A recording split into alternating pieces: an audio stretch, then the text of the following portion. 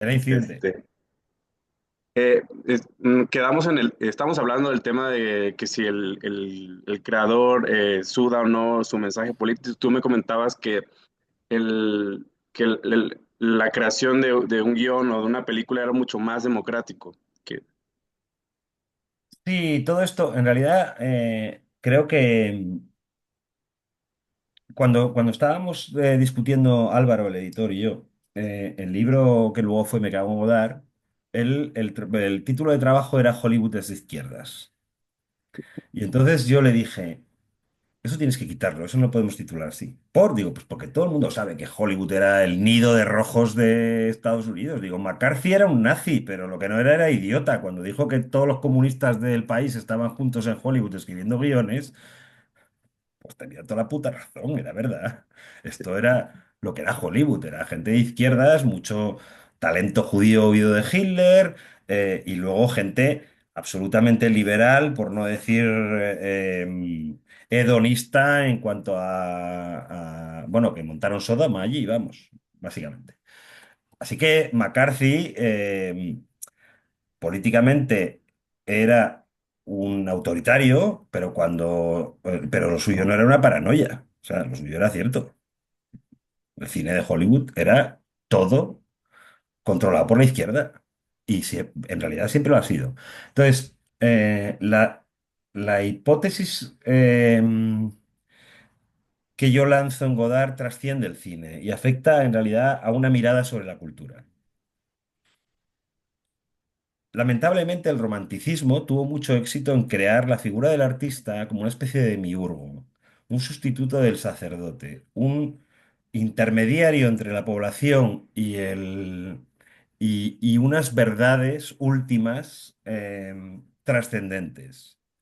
Por eso, en general, la crítica cinematográfica y la crítica cultural se ha llenado de tics de religiosos. O sea, cuando quieres criticar una película, le das atributos industriales, la tratas de producto. Y cuando y dices que no tiene alma, ¿no? Esto es un lenguaje sí, religioso. sí, Esto es un sí, lenguaje propiamente religioso. Si tuvieras que explicar por qué una obra es una obra maestra, sin acudir al lenguaje religioso, sin utilizar términos espirituales, sin hablar en términos metafísicos, es complicadísimo. Porque el lenguaje de la cultura está lleno de estos atributos de lo mágico. Y eso es porque el romanticismo, que fue una reacción contra la ilustración, es el creador de la figura del artista. Y el romanticismo es en sí mismo un movimiento reaccionario, sí. que vuelve la mirada sobre una idealización del pasado, etcétera, etcétera. O sea, ya no existe el Eh, cura, ahora es el entonces, artista. claro, entonces esta idea es extraordinariamente exitosa porque sigue funcionando como la idea dominante para interpretar la cultura. Me cago en dar se revela contra eso. Eso es más difícil en el mundo de las artes plásticas, por ejemplo, aunque también se puede defender. O sea, no existe el alma atormentada de un pintor que necesita plasmarse en el óleo. Eso solo existe desde el siglo XIX. Antes del siglo XIX, los genios, Velázquez, Miguel Ángel, hacían las obras por encargo. Y por encargo es que el obispo te dice lo que tienes que pintar. El rey te dice lo que tienes que pintar. Em, por eso yo impugno la dualidad entre artista y artesano. La dualidad entre Sí, artista y artesano es una dualidad inventada para dar un prestigio especial al productor cultural o al creador artístico. Estas son las...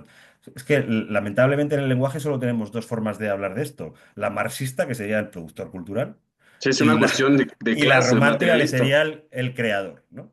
Las dos, a mi modo de entender, están sesgadas, ¿no? Pero la cultura no es un lujo, no es un apósito, no es algo que tenemos las sociedades ricas como tenemos un decorador para la casa, sino que es algo que ha acompañado a la historia de la especie desde que existe. Nosotros nos narramos, nos contamos a nosotros mismos. Y eso es imprescindible. ¿Y cómo se hace eso? Bien, mal y regular. Bien, mal y regular. Y eso se hace porque eso crea comunidad. Por eso, la cultura extraordinaria, excelente, que crea nuevos cánones, que sorprende a todos, que parece elevarnos, está muy bien, pero esa es la que sería prescindible en último término. Dicho de otro modo, las novelas de Zane Grey sobre el oeste, que publicaba una cada 3 semanas, colección pulp del oeste con la que las clases populares consumían literatura, esa es la cultura imprescindible. Y no escribía bien. Yo empecé a leer libros sin dibujos, o sea, pasé del tebeo, digamos, a la literatura con los 5 de Enid Blyton. Enid Blyton escribía muy mal, muy mal. La lees de adulto y escribía muy mal. Pero no es importante. Nos daba lo que la especie necesita: historias, aventuras, relatos ejemplares, misterios, Sí, emociones. es una especie, Esa, especie como de esa es educación. Esa es la cultura que es imprescindible. Por eso, la idea romántica del creador como un genio que no puede hacer nada más que innovar, el elogio de la originalidad, son en realidad elementos extraordinariamente recientes de la historia humana, mientras que la creación cultural no es reciente en la historia humana. Entonces, por resumir, y ahí me apoyé mucho en el ensayo de Walter Benjamin sobre el storyteller, se llamaba, ¿no? De storyteller, el narrador, en el que él dice que la novela moderna rompe una tradición en la que el que cuenta una historia es un heraldo de esa historia y no un creador de esa historia. Esto se entiende muy bien con el mito de Arturo. Mm, Pero eso lo que viene a decir al final es que el que te cuenta algo no es importante, lo importante es lo que te cuenta. En términos narrativos, en el cine, en las artes narrativas, en el cine, el teatro, en la novela, lo importante es lo que me estás contando. ¿Qué dice lo que me estás contando? sí, Y siendo importante, lo menos relevante es la excelencia con la que me lo cuentas. La cultura de autor pertenece a la tradición del artista romántico, en el cual la película, como yo la hago y como yo digo que hay que hacerla, no se puede tocar, porque yo soy un heraldo del más allá que te da acceso a realidades, a verdades trascendentes y por tanto, o sea, yo soy un cura y por tanto lo que yo hago es una cosa que debe permanecer inmaculada porque es sagrada. sí. Es como lo que le pasa a los directores cuando empiezan a contar sus biografías cuando Sorrentino empieza a contar su biografía, cuando Iñárritu empieza a contar, se van para Entonces, adentro. el cine de autor tiene ese defecto y luego al subordinar toda la creación de la obra, de la película, al genio de una persona, en realidad pierde toda la riqueza que el cine como trabajo colectivo tiene. Por eso, el cine popular, barato, que busca hacer taquilla, que está enfocado a no a revolucionar la historia del arte, sino a tener buena audiencia, es progresista porque no puede emanciparse de los humores sociales de la sociedad a la que se dirige. Y en ese sentido es, ¿cómo permea eso? Que era lo que me preguntabas antes. Pues no se sabe cómo permea eso. Permea eso porque la gente que está trabajando en la película es gente que está en el mundo y entonces no se da cuenta y lo cuenta. La transformación durante la época de hegemonía incuestionable neoliberal, hubo un gran arranque de ciencia ficción en los 80 y luego una crisis en los 90 en la que prácticamente no se hizo ciencia ficción, o por lo menos no se hizo ciencia ficción de gran presupuesto. Y luego volvió la ciencia ficción a ser un relato hegemónico, dominante, yo creo que a través de la transformación de la tecnología, del CGI, que permitía hacer ciencia ficción muy sofisticada, pero el curso a ver, el relato de sus discursos es que la ciencia ficción, durante toda la hegemonía neoliberal, desde Reagan hasta el cambio de siglo, era individualista y se centraba en la relación del individuo con su identidad y con la realidad. De eso va Blade Runner, de eso va Desafío Total. Por eso Philip K. Dick es tan usado en ese momento. Por eso se adapta tanto a Philip K. Dick, porque Philip K. Dick es un tipo que sufría enfermedades mentales jodidas y que era muy listo y entonces todo el rato desconfía de la realidad, ¿no? Esa desconfianza de la realidad es la que guía toda esa creación de la ciencia ficción. La película que marca un poco, yo creo, el eje de bisagra es Matrix en el 99, que es puramente Philip K. Dick en cuanto al planteamiento, la realidad es mentira, pero luego vuelve a algo que la ciencia ficción había tenido en los años 50 y 60, que es la parábola social. La parábola social había estado desaparecida de la ciencia ficción. Ni Minority Report tiene una parábola social, ni Desafío Total hay una parábola social, ni en Blade Runner hay una parábola social. La ciencia ficción empezó a partir de Matrix en adelante, a retratar lucha de clases otra vez. Claro. Y eso es los Juegos del Hambre, eso es Sí, tú Diver- mencionabas que el juego del hambre era como Divergente, y dices, ¿por qué se ha vuelto marxista la ciencia ficción? ¿No? En términos clásicos, ¿por qué se ha vuelto marxista? ¿Por qué vuelve a traer, como en la época de literaria de 1934, ay, ¿cómo se llama esta? La de los alfas y los betas. La novela está clara. divergente, ¿no? No, no, estoy pensando en una novela. Ah, Bueno, es igual, no, no me voy sí. para aquí. Em, todo, de repente, s- además, y fíjate, los Juegos del Hambre no es el texto de una persona progresista. Esta chica, la novelista que escribió eso, es medio mormona o no sé qué. O sea, y sin embargo, todos esos relatos nuevos de ciencia ficción que interesan a los adolescentes y que se convierten en éxitos, primero en novela y luego en cine, vuelven a un clásico de la ciencia ficción que llevábamos décadas sin hacer, que era proponer parábolas sociales, proponer distopías, proponer sociedades proyectadas hacia el futuro donde hay tensión de clase. Claro. Y eso es porque detrás hay un creador que dice, hoy el neoliberalismo ha creado unas sociedades muy desiguales en Occidente, donde la clase media o cae a clase precaria o unos pocos ascienden a clase muy adinerada.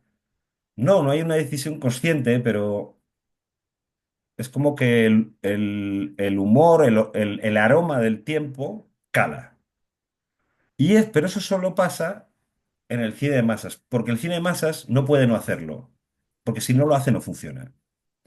Cuando una película, esto lo sostengo siempre, cuando una película es un gran éxito, independientemente de que sea buena, mala o regular, es porque ha tocado una tecla, ha tocado una fibra del presente con el que convive y de las generaciones que lo ven. Yo con Avatar no me costó mucho entenderlo, porque en realidad habla a generaciones. O sea, le cuenta a Pocahontas o Yuma un relato mil veces contado, porque es un relato que tiene que ver con la tradición colonial de Europa Occidental. El del blanquito que se enamora de la lugareña, ¿no? Esto es, digo, el cine y la literatura. O sea, este es un tema recurrente y por tanto el blanquito ya ve a los suyos como agresores y entonces cambia de bando. Eso está en la peli de... ¿Cómo se llama? La peli de Kevin Costner del oeste, Bailando con Lobos. Está en Yuma, que es un western clásico de los 50. Y está en Pocahontas, en el relato de John Smith y Sí. la princesa Pocahontas. Y está en más sitios, porque es un relato clásico del mundo occidental culpabilizado por su proceso colonial. Pero ¿por qué Avatar de repente funciona de forma inesperada? Y dices, no, el 3D y los efectos especiales. Ya sí, pero es que en España fue. 23 semanas líder de taquilla. 23 semanas, en un año tiene 52 fines de semana. 23 semanas es mucho. 23 semanas en un mercado del tamaño del mercado cinematográfico español significa que la gente está yendo 2 y 3 veces a verla. Porque si no, no puedes estar tantas semanas de líder.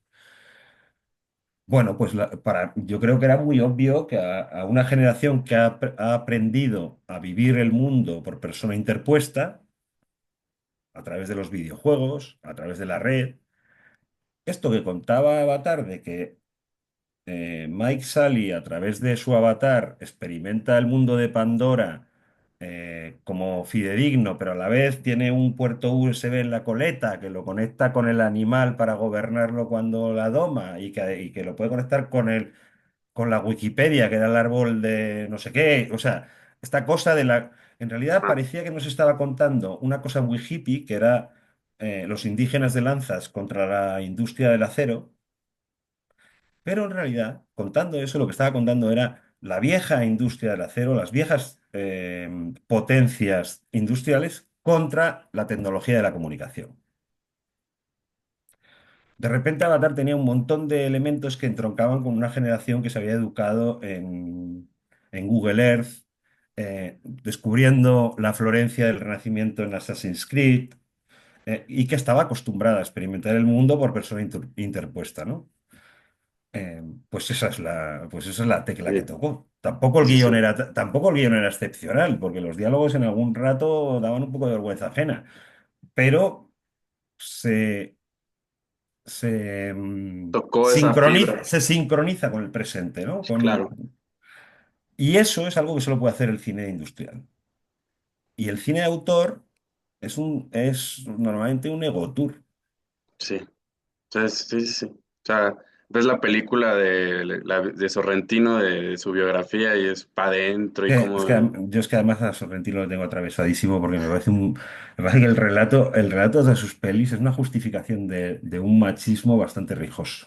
Sí, o sea, está justificándose a cada O sea, rato. yo cuando vi La Gran Belleza, que además todos mis amigos y todos mucho más de izquierdas que yo, porque estoy rodeado de marxistas por todas partes, me decían, es maravillosa. Y yo decía, pero si está blanqueando a Berlusconi todo el rato esto. O sea, esto No, y luego es la romantización de la relación de Berlusconi con la prostitución, con el sí, abuso, en fin, no sé, me y luego parecía lo llevó a hacer muy... la película de Berlusconi.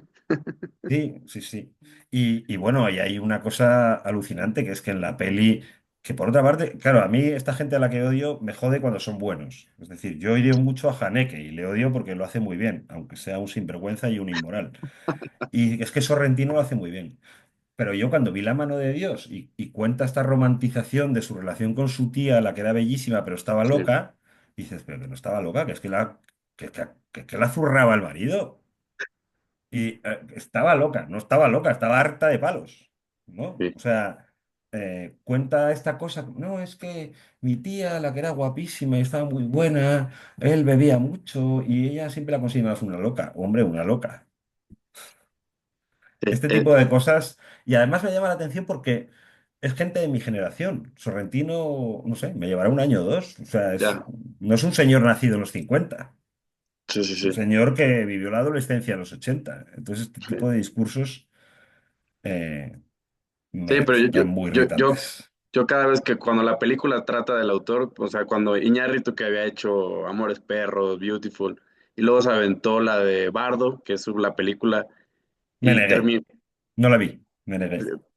terminó hablando, o sea, se metió en el tema de, tiene una escena donde él, pues, básicamente, o sea, su ego tour, ¿no? Pero Donde una él termina, pregunta, que tú eres mexicano. ajá, ¿Cuántos celos tiene Iñárritu de Cuarón? pues fíjate que no sé Porque si, es que mi teoría es que después de Gravity, ajá, eh, ¿cómo se llama la peli de Michael Keaton de Iñárritu, la del actor de teatro? la de Michael Keaton, Birdman, Eh, Bergman.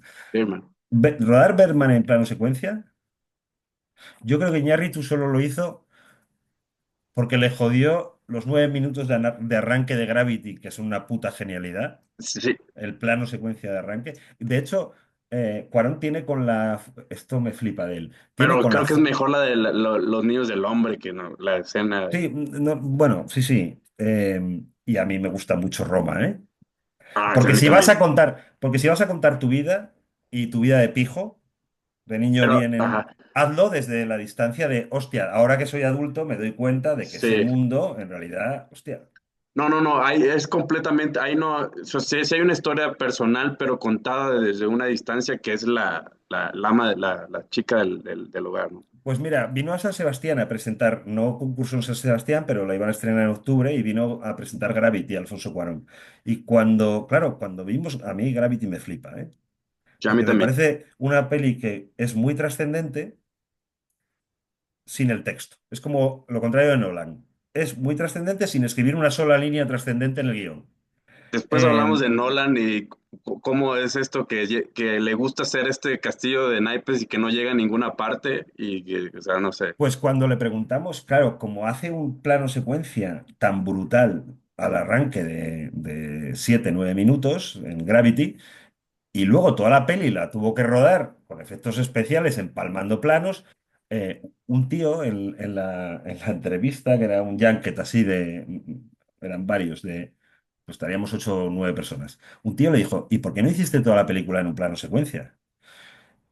Y él dijo, claro, técnicamente se puede hacer, porque como toda la película era pantalla verde y dijo, pero es que a partir del minuto 7 no lo necesitaba. O sea, yo necesitaba que la audiencia en 3D viviera el accidente como lo vive ella. Y una vez que has instalado la audiencia ahí, ya dijo, seguir habría sido un tour de force, es decir, entre comillas, sacarse la polla, ¿no? Pero dice, pero la película narrativamente no lo necesitaba. O sea, podía empezar a cortar el montaje. Así que cuando terminé la primera escena, lo demás ya no está en plano secuencia. Y dije, ¿ves? Esto es el cine. En cambio, lo que hizo Iñárritu con Berman, esto es sacarse la polla. ¿Por qué Sí, la película no tiene cortes? No tiene cortes porque Iñárritu quiere explicarle a la audiencia que puede hacer una película en plano secuencia. Ni más ni sí. menos. Habla del ego del autor. Pues fíjate que Por ese eso ego, siempre he tenido mucho respeto por Cuarón. sí, yo también, yo soy mucho más fan de Cuarón. O sea, yo he llegado, o sea, he provocado, tengo amigos, ya sabes, esos que son súper fan de, esos que traen la playera de Written by Tarantino, y les Ay, digo, Cuarón es un cineasta mucho más interesante que Tarantino, y se me vuelven locos. Se me vuelven locos. Y le digo, no porque sea mexicano, pero me parece mucho más interesante. O sea, sí, Tarantino ha creado su lenguaje, cinematográfico, lo que quieras. Y sus escenas de sus pies y sus escenas de la cajuela y bla, bla, bla. Pero para mí Cuarón me parece un tema, es todo lo que, que es, ajá, claro, es que esto me devuelve a lo que te decía. Cuando tú trabajas en un arte narrativo, lo más importante es qué me quieres contar. sí, claro, Y luego, eh, tu polla, que lo puedes hacer en un plano secuencia, todo esto es muy bonito, pero esto es adorno. O sea, lo importante es qué me quieres contar.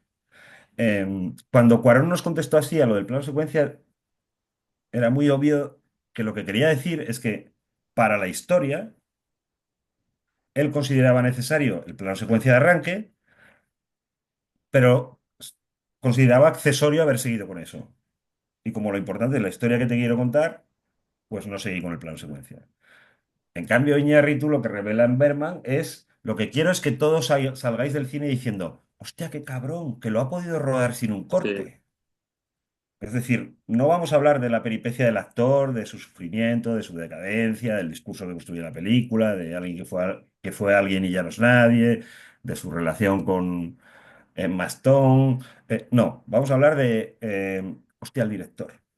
Sí, y en Bardo, no te quiero dar spoiler, en No, Bardo, es que no la quise ver porque dije, es que voy a no, echar fuego por los ojos. no, y en Bardo se atrevió en una escena en particular donde el personaje, que claramente es una referencia a él, se sube en el Zócalo de México, una montaña de cuerpos, que son indígenas, y se sube y en la torre de cuerpos está Mm. Hernán Cortés y el personaje se pone a hablar con Hernán Cortés, esa.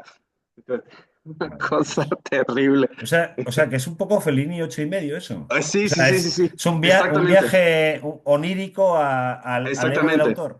Sí, totalmente, es ocho y Madre de medio. Dios. No, no hay mejor forma, es un 8,5 que lo que. Creo que Pepa Buena lo había comentado, ese comentario de que era un 8,5. Y luego que sus problemas es que no lo dejan entrar cuando están en aduana en Estados Unidos, pero no lo dejan entrar. Problemas de gente blanca, ¿no? Entonces sí, se le va A mí un amigo me dijo, porque yo de estas cosas no siempre reparo, me dijo, ¿has visto Babel? Dije, sí. ¿Te ha gustado? Digo, Dice, ¿te das cuenta que ningún rubito blanco muere? Digo, hostia puta. Es verdad que cuenta una chica en Japón, unos mexicanos, bueno, hispanos mexicanos, la familia de Brad Pitt y tal. Y al final de la película dices, es verdad, o sea, los niños rubios se salvan y, Sí, y mueren los morenos.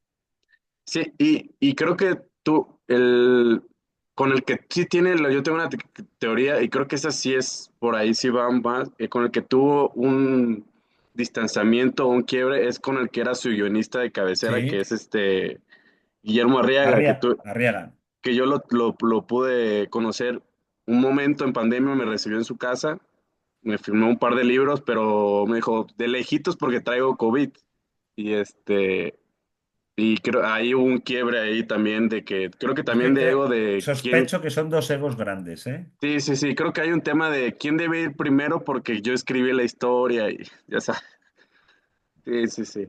Pero regresando al tema de Cuarón, no sé si leíste creo que fueron unos tweets de Guillermo del Toro que me parecieron bellísimos sobre el tema de la relación del agua y Cuarón.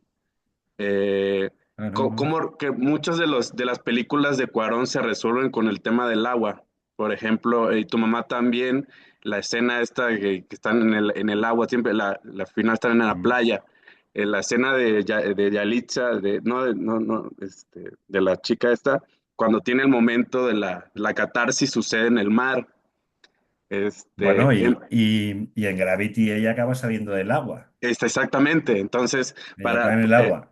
ajá, y no sé si te acuerdas, la primera película que creo que hizo en Hollywood, Cuarón, fue esta la de Great Expectation, ¿no? ¿Él dirigió la adaptación de Dickens? Sí, él dirigió entonces, Sí, la vi hace muchos años, no me acuerdo mucho.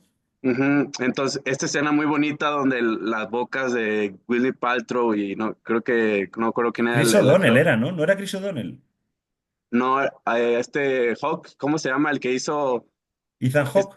ajá, esta escena donde las bocas se tocan y Mm. entonces, o la escena también de Roma, no sé si te acuerdas que la escena empieza donde hay una mierda de perro y ella Sí, tira el agua sí. y se refleja, y la escena final, Es la por- playa el- al final, ¿no?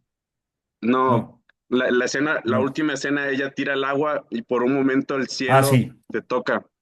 Mm. Entonces, sí, sí, sí, sí. O sea, ese tipo de detalles, por ejemplo, también leía que era un tipo como muy con el tema de los detalles que hasta en los cajones, ya sabes, a lo mejor puede ser locuras, hasta los cajones de la ropa, había ropa En la casa. sí, sí, sí, sí, sí. Mm. Entonces, muy, muy, muy, muy, para mí también es de mis cineastas favoritos, Cuarón, y no porque sea mexicano, güey. Bueno, no, digamos que los tres internacionales de la última generación que aquí todo el mundo los admira mucho son Iñárritu, Guillermo y Alfonso Cuarón. Y en realidad el menos autoral es Cuarón. O sea, el que transmite menos ego en el tipo de peli que hace Sí. es Alfonso Cuarón. Aparte hizo la Y mejor película de Harry Potter. desde luego, sin duda. Y a mí es el que más me interesa. Bueno, Sí, primero porque a mí Guillermo me gusta, pero yo no soy extraordinariamente fan del cine de terror y sí, sí, sí, fantástico y tal. también, Em, y lo que hace me gusta, a mí no, o sea, la película con la que gana el Oscar me parece que no es ni siquiera su mejor película, me parece que El laberinto del fauno es mejor, también. pero bueno, y luego es un tipo en general en su comportamiento, en tal, como muy generoso, que se da poca importancia y tal. Entonces me cae muy simpático. Pero el cineasta que me interesa de ellos es Sí. Alfonso Cuarón, o sea, claramente. Porque Oye, Pedro, pregunta, ¿crees que al mundo le hace falta más Aaron Sorkins y menos Elon Musk? indudablemente, em, lo que pasa que el idealismo tiene pocos abogados. Em, yo siempre me llamó la atención cuando yo defendía mucho el ala oeste, que la gente me decía que era una visión idealizada de la política. Y yo decía, pero si fracasan en todo, joder. O sea, en 8 temporadas no les sale nada. Todas las cosas que ellos programan como gran ambición política sucumben o son reducidas en las negociaciones con la mayoría en la Cámara. O sea, no son una administración ideal en el sentido que transforman la política norteamericana. La única idealización es que tienen buenas intenciones. Es decir, que están en la política no para robar, sino para hacerlo bien. Luego juegan sucio como todos. Entonces nunca me pareció una visión idealizada. El cinismo de la sociedad del presente se mide en que cuando se estrena House of Cards todos dicen, esta es la política de verdad, no la de la usted de la Casa Blanca. Y yo flipaba, digo, no sé, bueno, no sé qué políticos conocéis. Primero, este señor protagonista es un hijo de la gran puta. Los políticos en general no son unos hijos de la gran puta. Son como la población general. Hay gente más cutre, menos cutre, hay miserables y hay gente que realmente le interesa lo que hace y quiere hacerlo bien. Y en segundo lugar, son listísimos, ¿no? El matrimonio Underwood son como un Sí, cociente sí, sí. intelectual 130 que siempre van 3 pasos por delante de las jugadas de todo el mundo. Y yo decía, coño, no, la política es bastante más contingente. Pasan cosas y vas a remolque de las cosas. Y esta es el gran desafío de la política. No sé qué político. Estas son las cosas que siempre se atribuyen a Churchill, pero yo no sé si Churchill dijo esto. El gran enemigo de un político es la contingencia, es el evento, es el acontecimiento, es que pase algo. Una Sí, pandemia, un terremoto, un atentado. Esto es el gran enemigo sí. de la política. Entonces, cuando todo el mundo decía que House of Cards era la política contada como es, mientras que lo que hacía Sorkin era la política idealizada, dije, coño, somos una sociedad de cínicos, porque preferimos creer que todos los políticos son listísimos y que todos los políticos son moralmente miserables. Y creemos que eso es más realista que lo de Sorkin, que todos los políticos son gente llena de buenas intenciones que fracasa, porque tiene que negociar con la realidad. Yo creo que el relato ejemplar, el relato edificante que te hace sentir bien y que te identifica con un propósito o con un oficio, siempre hace bien a las sociedades. Creo que Todos los hombres del presidente o la serie Lugran de los 70 son un vehículo de crear vocaciones de periodistas eh, virtuosos. Creo que todas las series de abogados que Estados Unidos ha hinchado a hacer series de abogados, eh, en el fondo siempre tienen un relato moral y crean abogados comprometidos con el bien. Y creo que El ala oeste de la Casa Blanca es la imprescindible serie de la política que no cuenta la política como si fuera un barrizal y una mierda. Pero es que la política no es más barrizal ni más mierda que ninguna otra de los desempeños de las sociedades contemporáneas. Entonces, a mí The Newsroom me gusta mucho. Sí, es buenísima, Eh, buenísima. me pa- y me The parece Newsroom, que ese tipo de relatos hacen bien a la sociedad. The Yo me acuerdo Newsroom, The Good Fight. yo me acuerdo cuando se estrenó The Newsroom, que las críticas en España eran todas es una idealización del periodismo. ¿Por qué? ¿Por qué es una idealización del periodismo? Porque coño, son personajes majos, claro, sí, sí, porque buscan una identificación del público y tal, pero a la vez son un poco desastre todo el equipo de ese programa de televisión, hay cosas que le salen y cosas que no le salen, en fin. Entonces, no sé, a mí me gusta mucho, aparte de que escribe como Dios. Sí, Eso es así, o sea, escribe sí, como sí, sí. Dios. O sea, lo que hizo, la broma pesada que hizo con lo de Steve Jobs, que fue que hizo que pagaran la biografía oficial de Steve Jobs para su película sobre él, y luego se limpió el culo con ella y hizo una obra de Shakespeare en 3 actos. eh, A mí me parece alucinante lo que hizo. O sea, contar con tres presentaciones tecnológicas, retratar a un ególatra bastante chiflado y bastante atormentado, me parece prodigioso. Pero es que para hacer eso compraron el libro de la biografía oficial, aquel que había autorizado el propio Steve Jobs, que costó un dineral y no lo usó para nada. Sí, No sé, me parece un escritor privilegiado. Su obra de teatro, Algunos hombres buenos, llevada al cine por Rob Reiner, hace una maravilla. Me parece un escritor de verdad privilegiado. la de En el, los seis de Chicago, como, sí. Luego domina esta cosa de la comedia ligera, en realidad lo que te estoy contando es un drama, pero lo cruzo de historias entre personajes que están remitiendo a la clásica screwball americana de los 40 de James Stewart, Cary Grant, Katharine Hepburn, Guerra de Sexos. eh, no sé, me flipa. O sea, me parece un coloso. Eh,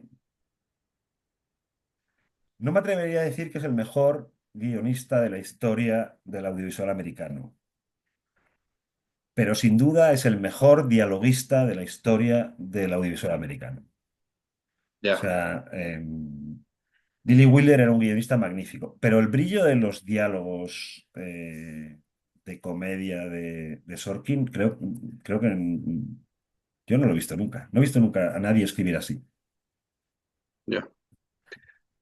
Oye, Pedro, me quedan 2 minutos, no vamos a hacer, no te voy a hacer pasar por otra espera de 9 minutos, si quieres para ir cerrando y Dime, este, primero agradecerte por la entrevista, es muy importante para mí esto, te lo agradezco muchísimo, este, agradecerte por tu tiempo, eh, quedo muy contento con todo esto, no sé si lo transcribiré como una forma de columna, o no sé si ahorita me dan ideas como de subirlo a como a quieras. a un canal de YouTube. Siéntete libre Ah, para hacer lo que quieras. perfecto, te lo agradezco mucho y pues fue una gran conversación. Me gustaría que fuera más tiempo, pero no te voy a hacer de pasar con otros 9 minutos y va a ser una locura. En otro momento cuando, Cuando es- quieras. Me escribes este, y ya ajá, sabes, ahora ya me tienes localizado, ya sabes dónde estoy. sí, sí, sí. Yo ahora me iré porque aquí en Ciudad de México hay un meeting por el tema como un Donald, como para celebrar el tema que Donald Trump se negoció lo de los aranceles.